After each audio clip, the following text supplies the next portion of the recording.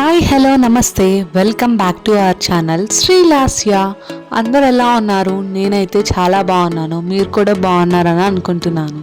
మన ఛానల్ని ఎవరైనా ఫస్ట్ టైం చూస్తున్నట్లయితే, మన వీడియోస్ కంటెంట్ నచ్చినట్లయితే do like, share and subscribe to our channel. ఇంకెందుకు ఆలస్యం, ఒక మంచి వీడియోతో మీ ముందుకు వచ్చేసాను. తిరుమల కొండల్లో దట్టమైన అడవి ప్రాంతంలో కనువిందు చేస్తుంటుంది జపాలి క్షేత్రం. ఇక్కడికి వచ్చే భక్తులకు మనశ్శాంతిను, మాటల్లో చెప్పలేని ఆధ్యాత్మిక అనుభవాల్ని ఇస్తుంది జపాలి తీర్థం. తిరుమల కొండల్లో సాక్షాత్తు హనుమంతుడు సాక్షాత్కరించిన ప్రదేశమే జపాలి తీర్థం అని పురాణాలు చెబుతున్నాయి. చుట్టూ కొండలు, ఎత్తైన వృక్షాలు, సెలయేటి హొయలు ఈ ఆలయం ప్రత్యేకత. ఇంతకీ జాపాలి అంటే ఎవరు?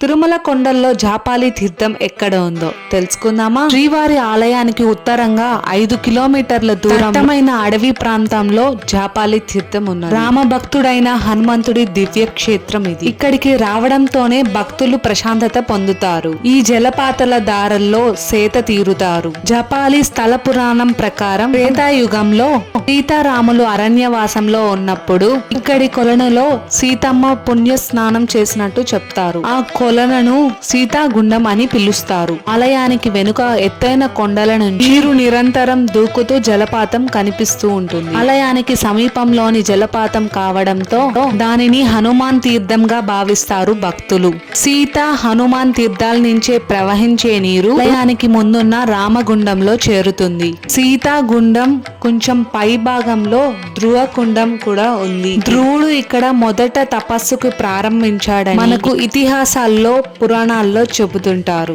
గుడికి ముందున్న రామగుండంలో స్నానం ఆచరించి దేవుడి దర్శనం చేసుకుంటే కోరిన కోరికలు నెరవేరుతాయని భక్తుల నమ్మకం. ఈ తీర్థానికి జాపాలి అన్న పేరు ఎలా వచ్చింది? పూర్వం జపాలి అనే మహర్షి సప్తగిరుల్లోని అంజనాతి పర్వతంపై ఘోర తపస్సు చేశాడట. జాపాలి భక్తికి మెచ్చిన హనుమంతుడు అక్కడున్న శిలపై ప్రత్యక్షమయ్యాడని స్థల పురాణం చెబుతుంది. హనుమంతుడు సాస్కరించిన శిలను ఆంజనేయ స్వామికి ప్రతిరూపంగా భావించిన జాపాలి మహర్షి పూజలు, ఆరాధనలు ప్రారంభించాడని చెబుతారు.